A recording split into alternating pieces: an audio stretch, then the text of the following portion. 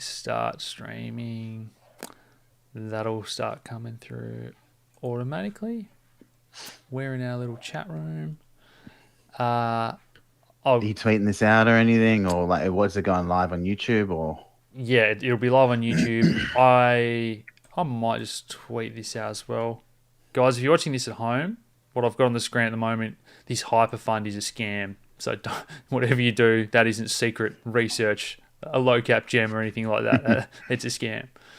No, that's not the one we want.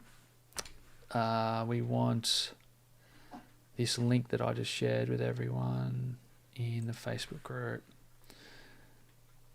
I said a very special guest is joining us, mate. So we'll wait and see if people can maybe guess who it is from your voice. Some people might know you. What do you reckon? How's it going, guys? We'll see. There's a bit of a face reveal. Hold on, I'm just going to find this link. Oh, there we go. And what have you got there, mate? Is that a beer or is that a ginger beer? Yeah, it's a beer. Winding down for the night.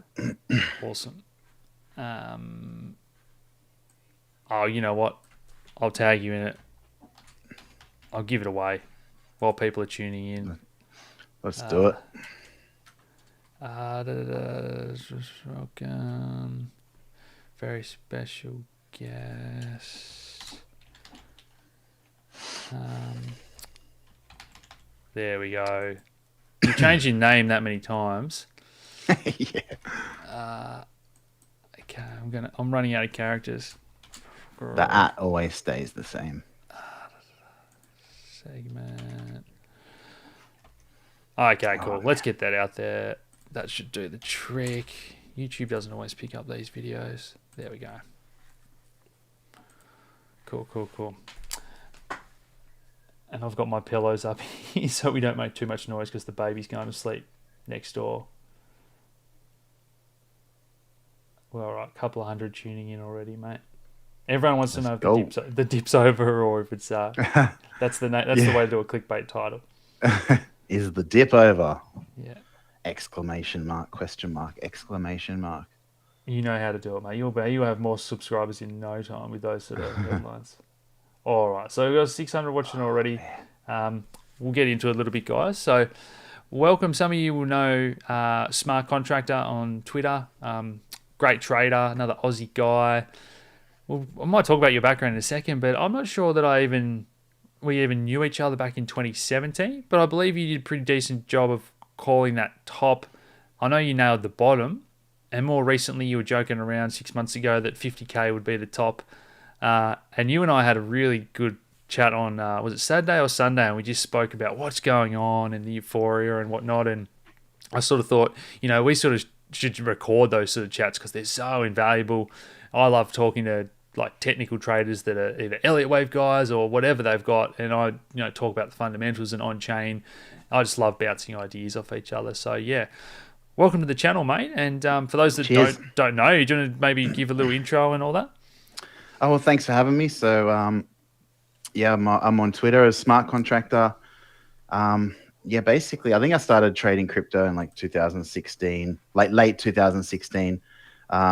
Rode the big pump. I was trading forex and CFDs and stocks and stuff prior to that for a few years, but I found crypto and basically didn't look back. I kind of started trading it exclusively because it was just too time consuming. I couldn't really find the time to trade anything else. And yeah, obviously, I practice Elliott Wave, so that's that's kind of my baby. I've done it for a while. It's very sort of what's the word?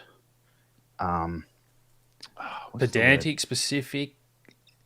It's an art form that it's really open got to interpretation. So it's like that's why it gets a bad rap because a lot of people don't use it, Ryan. It's not a tool that I use specifically on its own as well. Okay. There's a lot of other things that I use, but yeah, that's basically what I do. And yeah, so I've basically been here since 2016. I've seen a few tops and a few bottoms, and yeah, that's pretty much it. Yeah, I think all TA is probably, like I always say... Subjective, that's the word I meant. Yeah. Subjective, yeah. It's an art, not a science. And for me, like I'm a science person. Like I love anything that's got a right answer.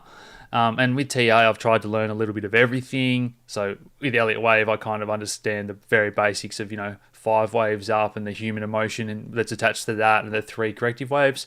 But once you start getting into like these, 1 2 1 2s and leading diagonals and that's a bit over my paid rate. So do you want to maybe just give people like the 60-second version of what Elliott Wave is trying to achieve?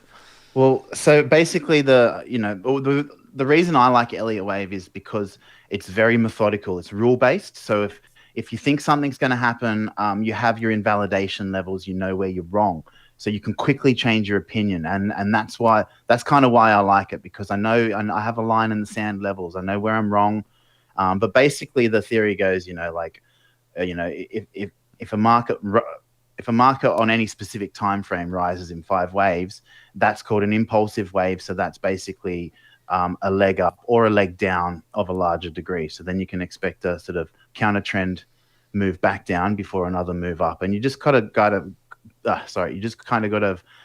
find out where that fits in the larger picture of everything. So it's sort of, you go into different degrees. So you got to zoom in and zoom out and try and find out where you are in the larger or smaller picture of that specific wave, let's say. Cool. Do you have anything? Otherwise, I'll share my screen and just show you what I'm looking at as well, just to give people like a really basic Elliott Wave and show those counts, so that people at home that have got no idea what we're talking about, at least they know what we're sort of talking about here. How big's that? That's basic. That first picture right there is the basic premise of an Elliott Wave. Yeah, nice 5 up, A, B, C down. I want a bigger screen than that. Why are these all so tiny? There you go. That at least give people a little bit more to look at. But basically, so my understanding of it is the human emotion side of things is, let's say you've bottomed, you have a wave 1 up, then you have your first retrace. The wave 3 is meant to be the most powerful, I guess, in theory, because people are going, okay, we've put in a bottom and everyone's kind of confident, they jump in, that's why that can be the biggest one. And then you kind of have another retracement, and you normally have, people that are late to the party and another leg up. And that's like the very basic of a 5-wave move up, I guess, isn't it? That's it. And I'm just going to hold you there, because that picture you have, I've actually got something similar on my screen, but of an actual chart that I'm looking at the moment. The first thing, well, I'll let you. I'm looking at, I'll stop sharing. Well, no, just keep sharing that, because I just want to explain. Okay. Just because, so that picture basically nails it. No, it's not going to let me. Oh, we'll go back. We'll search again. Keep that picture up, because I'm going to use that as a reference point. Okay. I thought it would let me reopen that, but it didn't. So let's go back to the one that we had. Which one was it? This one, wasn't it? Yeah. That's it. So basically, it's saying that a market moves in 5 waves. The wave 2 retraces 60% of wave 1. It's written right there underneath 2. Yeah. And then up at 3, it says, the wave 4 is 30 to 40% of wave 3. I've literally got something up on my screen that's identical to that right now, but cool. So I'll just share my screen, just so like, this is just to give you a thought process of kind of what I do, like when I'm looking and charting and stuff. So this is a good one. I actually like. Can you see that? Yeah, I'll make that full screen. That's perfect. Yeah. So this here, like, obviously sushi. This is something that I just longed just before, but this one, sushi BTC, right? So obviously we just explained how the wave 2 retraces 61.8% of the wave 1. If I've just pulled up my fibs there, see how this is the wave 1, this is the wave 2, 3, 4, 5. Yeah. The 2 basically wicked the 61.8. That's the perfect retrace. Now we've put in a massive wave 3. And if I pull my fibs up from the start of this wave 2 to the top of this wave 3, notice how it said 38 to 40%. Yeah. See how it's wicked perfectly, the 0.38 fib? Yeah. That's like, to me, this just feels like the perfect Elliott Wave 5-wave rise from the lows. So, if we were going to assume a wave 4 is in, like sushi, for instance, I think we're going to actually move to a new high here and put in like a final high. So that would kind of be like we go another 5 waves up to a new high, and then we have a massive big fucking, oh shit, so I shouldn't swear, but we have a big correction after that. And that's sushi against Bitcoin. So you're expecting it in dollar terms.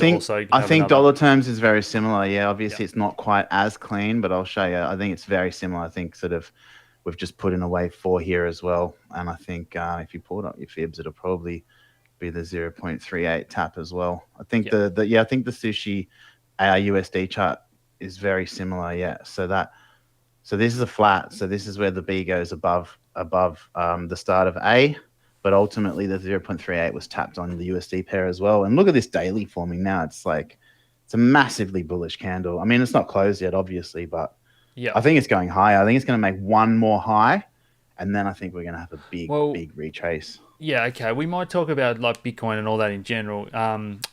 I'll close that down. Stop Yeah, screen share. I'll stop sharing. Yeah. That's all. I got that. So, yeah, I guess one of the reasons I wanted to do this video is because we had a chat just before, and I know a lot of things had pretty strong bounces, and you were one of the lot of traders that were saying, this is quite positive. That might have been it. Whereas I'm still, to be honest, I'm still leaning towards that not being it. So, what were your thought process and sort of what were you seeing and thinking? I was thinking Bitcoin and ETH were going to retrace deeper than they did. I'm not going to lie, I thought they were going to pull back further. But all the alts that I've been watching, like they all hit levels that I was expecting, like a 25 to 40% dip. A lot of the stuff I was in, like bags that I had before I sold a few days ago, I already retraced that. So I was expecting ETH and Bitcoin to come deeper, but they didn't. And obviously all these alts, they're starting to bounce hard now. And I do think that was a low, and I think we're going to go up to make new highs from here. Even ETH and Bitcoin, even though they didn't come, as deep as I wanted them to, they're still bouncing to the key supports now. So, okay, the 4-hour candle just closed, not too long ago, an hour ago, and they were all pretty good. They're all bouncing from nice support levels. So, I think I have to be bullish here again. Yeah. Okay, cool. I like it, and I like the whole open-mindedness and being willing to change with those levels. So you had up some fibs, and a lot of people will be familiar with Fibonacci retracements, and you've seen the tool. You've seen me talk about that little golden zone that I really like, the 61.8. Is that something that all Elliott Wave practitioners use, or something that some will put no weight in and you like to use more? Or The 61.8 is key, because it's what you use to figure out, the retracement of a wave 2 or like the retracement after a 5-wave rise. But I like the 0.38 fib as well. I use that just as much, especially from wave 3s. And you can always tell what a wave 3 is. It's huge, it's long, it's the biggest wave. So, I always like to measure, the 38 fib. Like, so if you get a nice big 30% pullback in a massive bull market, that's typically a wave 4 retracement before the final wave up. one of the things that threw me off, or that I didn't understand well at the time, was 2017 December, the top. I was pretty confident, and I posted, I think it was the 13th of December, that hey, I'm thinking Bitcoin's topped. But Elliott Wave count for me looked all wrong. But that was like an extended one, when the fifth is the that longest was an than extended the fifth, three. yeah. So that's less common, but that's still a-okay. Well, it's actually not less common. So, like in the book, anyway. I mean, obviously it's subjective. Other people are gonna have different opinions, but in the book by Frost and Prector, he actually specifically says that wave 5 extensions are most commonly found in commodities, and it happens. I've seen it in many commodities charts before: sugar, corn, all those like commodities just tend to have the last wave as the extended wave, whereas stocks and stuff tend to have the wave 3 as the extended wave.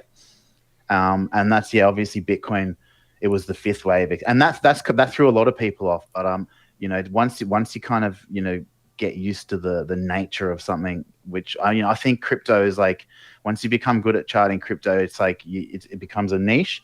I think they all have their intricacies. I don't think every single chart is the same. They all have little minor discrepancies and intricacies, and I think crypto is one of those things that loves an extended 5th instead of a 3. And do you think that could throw people off now? Like, do you think it's like a parabolic, the last parabolic leg? That's basically an extended 5th, yeah. Do you think what we've just had, for example, with Bitcoin, maybe that big wave 3 was the main, and we've had a little 5 and that's it? Do you think it could be different this time? Like, do you want to bring up your Bitcoin chart and show us the count you've got on the main high time frames? Yeah, I think I just did one not long ago, actually. And don't mind if I keep muting. I think Louis crying, he's got teeth coming through. That's all right. Yeah, I'll just start it again, because I think I was talking to someone about this on Twitter today. But so I think Bitcoin's not going to be the exception. I think, like, for me personally, there's definitely some extended waves here. But do you want to I'm going to go. Can you share again, mate? Oh shit! Sorry, I thought I was already doing that. Right, One sec. Can you see that? Yeah.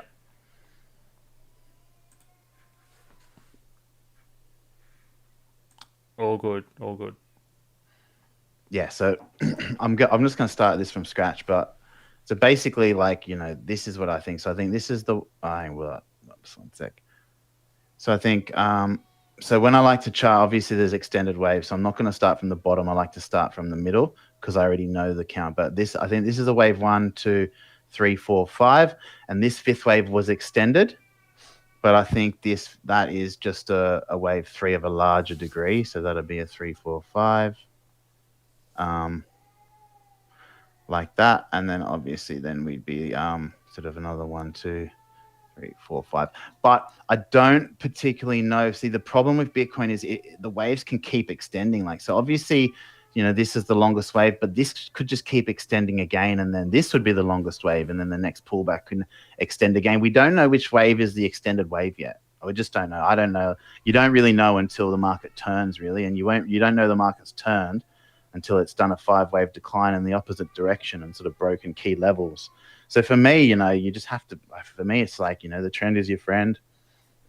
Stay bullish until, we see some key levels broken or, a 5-wave impulsive decline to the downside. Then I'll be like, all right, the party stopped. But now, it's really hard calling tops. Like it's hard. It's really hard. I would probably say that I agree that Bitcoin has got room to run, if anything. And I can kind of make the case that, like, the strong fundamentals why I see more money flooding into that. But if you want to bring up something like the DeFi index or the shitcoin index, I find it hard to believe that these things that have done 1,000%, that are already getting up towards some pretty big market caps. Like, it's different to 2017 to me, because we're not going from 1 million and 10 million, to 100 million market cap to get 100x. Or even $1 billion. We had a few projects back then. We've got projects now that are getting up towards the tens of billions, and for them to do another 10x, and for an altcoin to be worth $100 billion, I just can't see some of these doing another 10x. I mean, from a purely technical perspective, it's bouncing from exactly where you'd want it to. So I actually shorted this the other day, got into some nice profit, and then trailed my stops down aggressively, and then it sort of stopped me out in minor profit, and then proceeded to dump to exactly where I had my target, which was this line. But basically, from an Elliott Wave perspective, I mean, so that was unfortunate, but whatever. But from an Elliott Wave perspective, I think this might have another leg in it. Like, I mean, to me, this looks like a sort of 1, 2, 3, 4, 5. This was an extended third, so it'd be like sort of 1, 2, 3, 4, 5. So I don't think it's finished yet. If we closed below, or like we literally we dumped and we didn't bounce from there, and we closed below this level, I'd be like, all right, market structure is kind of looking bearish, but it's just bouncing from support right here. I mean, if we pull out the fibs, that'll probably be like the 0.38 as well. Yeah, okay. I think it might have one more wave up. I really do. All right, so it just missed the 0.38, but. Oh, yeah, it's going to be very interesting to see what happens in a couple of hours when the US wakes up, and when that next sort of chunk of money on a Monday as well, when we've had so much, professional money as well come in, and weekends have kind of been different to how they used to be in crypto, and a lot of the movement happens during the week. So I'm going to be fascinated to see what happens at the market open tonight. It's just tricky, like, we had a big dump, like, peak to trough, and a lot of these things was, 25 to 40%. Obviously, Bitcoin and F barely dumped. I mean, they had minor dumps, but some of these alts, they had huge dumps. And for me, they're bound, they had large enough dumps, bull market dumps, in my opinion, and they're bouncing from key levels. So I have to remain bullish here, because, sitting on the sides, watching these pump another 50%, especially after things you've been in riding on the way up, like Sushi's ARV, SNX, they're all favorites of mine. I've been trading them a lot. But if to sit on the sides and watch them pumped for another all-time high, another 50, 60% high, I mean, it would be excruciating for me. It would. I agree. Any other thoughts on, like, the US dollar or the stock market? Are you worried that that's getting long in the tooth, or the dollar could bounce and bring down Bitcoin or anything like that? I mean, I still think the DXY is bearish. I still think the US dollar index bearish. I think it's still going to make another low, like, on daily and weekly. So, I mean, the equities, but... Can you show us your DXY chart? Yeah, I think I'll pull a DXY. I think people have been trying to call, tops on equities for so long. I've just given up.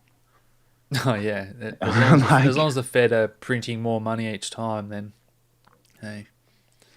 Yeah. So basically, I think, so I think this is sort of a 1, 2, 3, 4, and I think we're in a major wave 5 down.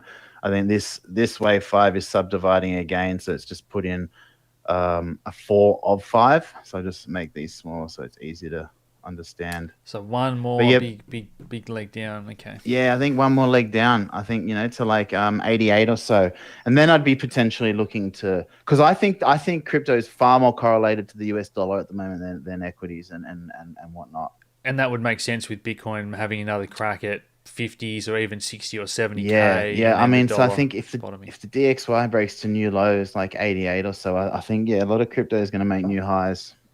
Gold can have a crack at another new high as well if that happens. Yeah, gold's been a difficult one to play because it's barely budged. It hasn't been moving. Silver's been absolutely pumping. No one, yeah, I don't I, really have my finger on the pulse of gold at the moment. It's been a tricky one I for me, think but gold and silver have become such paper products in terms of trading and price discovery and leverage that a lot of those people have moved to crypto. So a lot of the yeah, hardcore gold and silver yeah. bugs have still got their metal. That's fine. But a lot of the traders, if you're trading gold or silver, and then you can go trade Bitcoin and ETH that are moving 10 times as much. Like that's where their focus is now, I think. I mean, why would you? Like, I mean, Peter Schiff must be on suicide watch by now. Like, why on earth would you trade gold when it's not moving and that, crypto and Bitcoin's pumping? Like, what are we up this year, 11x for Bitcoin. Like, who in their right mind would be so married to their bags? Like, it just baffles my mind. But that's not to It's say that just gold not and worth silver trading right now. aren't like important as an asset class. It's just trading wise you're talking about. Trading wise, it's not worth my time of day, to be honest. They're just not moving. Yeah. Okay. Any other interesting charts you want to show us at all, mate? Lessons for people at home to learn or understand something important you've noticed recently? ETH BTC really. is an interesting chart, I think, at the moment. That one's kind of throwing me off a bit. Yeah, I'll pull FBTC up. Because high time frame, I think it looks mega bullish. Obviously we've got this massive inverse head and shoulder brewing. Everyone can see it. It's finally broken out. So I think we're in the process of putting in like another sort of higher low here. All the volume profile for a head and shoulder is spot on. All the volume is in the left shoulder and the breakout. None in the left shoulder. In the right shoulder in the breakout. No volume in the left shoulder. Barely any volume in the head. It's just like the picture perfect textbook inverse head and shoulder on a weekly time frame for FBTC. But it's just consistently let me down. It's really frustrating because I know this looks mega bullish and it's probably going to really pump at some point. But I feel it's such a crowded trade. It's taking so long. I mean, you could argue that the neckline's a little bit lower and it's come back to retest it lower. Yeah. Well, yeah. I mean, if you want to go, body to body, yeah, you could. I mean, it doesn't matter at the end of the day. It's a breakout, and I think it's going much higher, but it's just because everyone is so bullish on ETH, and I think that's the reason why it's taking so long. Because there's just too many people bullish on ETH, so the market's just punishing, and it'll probably pump when people give up hope. I think that, like, actually, maybe let's stop sharing screen, or let's have another chin wag. I think that when BitMEX was like number one by volume, it was very, very clear that like 100x leverage trading was price discovery was happening from there, and if you wanted one bit of evidence, it was the Black Thursday when BitMEX engine got overloaded and it just started pushing the market down. It was going to go to zero. Price was going to go to zero if they didn't shut that down. And then it kind of stopped and the market started moving and trending a lot better. But now I think you've got, like every exchange has got 100x. People have moved over to Binance or FTX, whatever. And I still think price discovery for your Bitcoin and particularly your ETH is very much happening from leverage instead of spot markets where people are just buying. So as you say, when all the experienced guys and the traders are like, I want to get long ETH, they're all like leveraged up. And we've seen how funding's gone to these record levels. Myself included. Just, so quickly.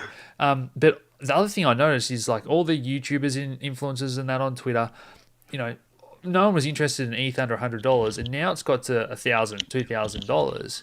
All of a sudden everyone's $10,000 ETH. And then the next video the next day from another YouTuber is $20,000 ETH. and they're all telling you that it's going to the moon. And so there's beginners that are just loading up on leverage, thinking, "Oh, ETH's going to 10,000. It's at 1,000 now. I'm going to make 100x times that move," and they're just going to get wrecked. Yeah. It's gonna take time. Like, this inverse head and shoulder on ETH has been forming since October 2018. Like, it's been a 3 year. It's not going to happen overnight. It's not just going to go to 5K in like 2 weeks. Like, it's just not going to happen. There's a massive, massive base that's been forming. So it could take equally as long to get there. Like, I do think ETH will outperform Bitcoin in the coming years based on this super high time frame breakout and chart. But people have to realize it's a really high time frame setup. It's massive. It's a 3-year setup. What I think that I love is the fact that you look at that chart and we talk about technical analysis kind of painting a picture of like human psychology and what's happening, and you look at the story over that 3 years and how much the maxis bashed ETH into the ground in crypto winter, and it's coming out the other side. And I think, remember I said on Twitter, like, people like Pomp and these maxis will actually have to start talking about Ethereum to stay relevant because they've run out of things to talk about with Bitcoin. And have a look, you've got Shamath, Mark Cuban. These guys used to be just Bitcoiners, and now they're all over ETH. They're all over NFTs. Pomp has started talking to more and more people about DeFi and NFTs on his podcast. So you can just see that the ETH trend is going to have more to talk about. Change, they have to adapt for sure. So I personally think from a technical perspective, I think FBTC is going to 0.084. That's 130% higher. And that's FBTC. So if Bitcoin keeps moving higher in that time as well, let's say to 100K, and FBTC outperforms that by 130%, FUSD is just going to be at a level we can't even imagine right now. But it's not going to happen overnight. That's one thing I'll bring up, that I agree with the ETH BTC chart, but what I don't agree with, can you see that? Yep. What I don't agree with is people saying, as one of the reasons that they're justifying for alts having to go higher is saying, look at the alts on their Bitcoin pair. And so you look at something like XRP that I love to pick on a lot, or whatever chart you want to look at.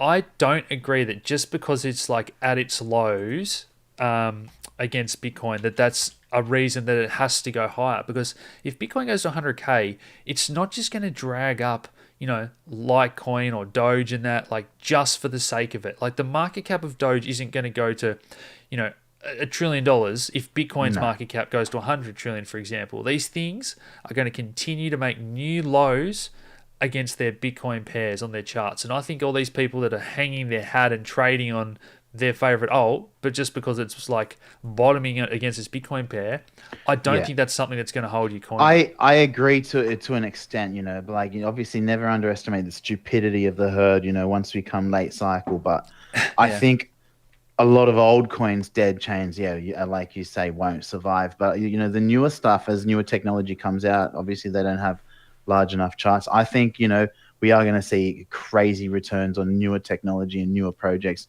And there's too many bag holders for these old dead chains. Yeah, do you want to not everyone can expand on that? Like, because people don't remember Namecoin or Peercoin or Feathercoin that pumped in 2014 and 15. They all had huge bag holders. And it's just impossible for them to ever get up. Yeah, it's happening right now in front of our eyes. Look at Litecoin, Bitcoin. It's a rising tide lifts all boats. It's kind of pumping on the USD pair, but it's Bitcoin pairs basically, close to all-time lows. It kind of had a little pump the other day, but DeFi coins have done 100 to fucking 700x. Their Bitcoin pairs are at all-time highs. And people are saying, when alt season? It's like, it's already here. Yeah. You're just in the wrong coins. Yes. No, that I 100% agree with that. And again, hate picking on XRP, but when something goes up that much in a retail-driven bull run, and then it goes down 99%, 98%, all these people that are bag holders, it's just putting so much heavy weight above that price. And the other day I showed the on-chain metrics, and I showed you that every time XRP gets up near 50 or 60 cents, there's mountains of old holders sending coins to exchanges, and that's just not happening with Sushi or even Doge or whatever. No. So, and it's being used, and I think in this environment we actually have things being released that are being used, and that, like, DeFi is great. Like, I feel I wasn't early to DeFi, but I was early enough to not be late and to make some good money on it. And I started using it, and I was like, this is an actual product that lots of people are using. And once you use a product, you automatically have conviction to hold it. Yeah. And I remember like you where saying, I remember on Twitter when you tweeted the first like DeFi thing you used, and it's the same with Mark Cuban. Like when these people see it and use it, and Mark Cuban was on a podcast today saying he minted an NFT and he saw that there's a button you can click that says what percent of every resale do you want, and you can click 10%. So every time an artist resells that painting or a song gets played, the artist gets 10% of that forever. He's like, that is a game changer for the way the world and the internet's going to work. And so when Mark Cuban is sort of saying that to people, yeah, like people are going to go out. I mean, he let it slip. Like I remember, a couple months ago, he tweeted something about Arv. It was in like a replies of someone, and all of a sudden, everyone was like, "Mark Cuban's using Arv." It was a kind of a bit of an Easter egg because it wasn't like a tweet; it was just like a reply to someone. And I remember seeing it's that no surprise doing that the Aave rounds. does like 700x when Mark Cuban is talking about it. Yeah, Synthetics are just like they raised another, was it $12 million yesterday from like Coinbase, and some of the best funds in the world are buying Coinbase at these current price levels. So this is what I'm trying to explain to people mental. about. It's really hard to just look at a chart and say, well, is Synthetics still a good buy versus is Dogecoin a good buy? Because both charts look like this. But they're where you have to dig into the fundamentals a little bit, and everyone has their like other methods they use. Some people can make plenty of money just with the charts, some just with fundamentals. So that's, I guess, why I kind of like doing stuff like this, just to see what other people are seeing and thinking. Yeah, I mean, I always like to surround myself with people because obviously I'm not really a fundamentals guy. I'm basically technicals. I'm good at it. It's what I do, so it's kind of what I stick to. But when you get fundamentals and technicals line up together, you can get some seriously high conviction trades going. 100%, 100%. Well, Benny, that's been pretty awesome. We've gone over half an hour. Is there anything else you want to tell people? No, that was good. That was a good little chat. It wasn't kind of planned, so yeah. Off the cuff. It's all been pretty organic to me. I'll update the description down below to put to Benny's Twitter, and Benny's got a pay group as well that's more like trading focused if you're interested, guys. We're going to maybe do something like this if you guys like this, even maybe just for members. We'll do something once a month and go over some coins and take some requests from members or something. So yeah, good to do it, Benny. Sweet as. Thanks for having me, man. It was good chat. See you guys. Take it easy.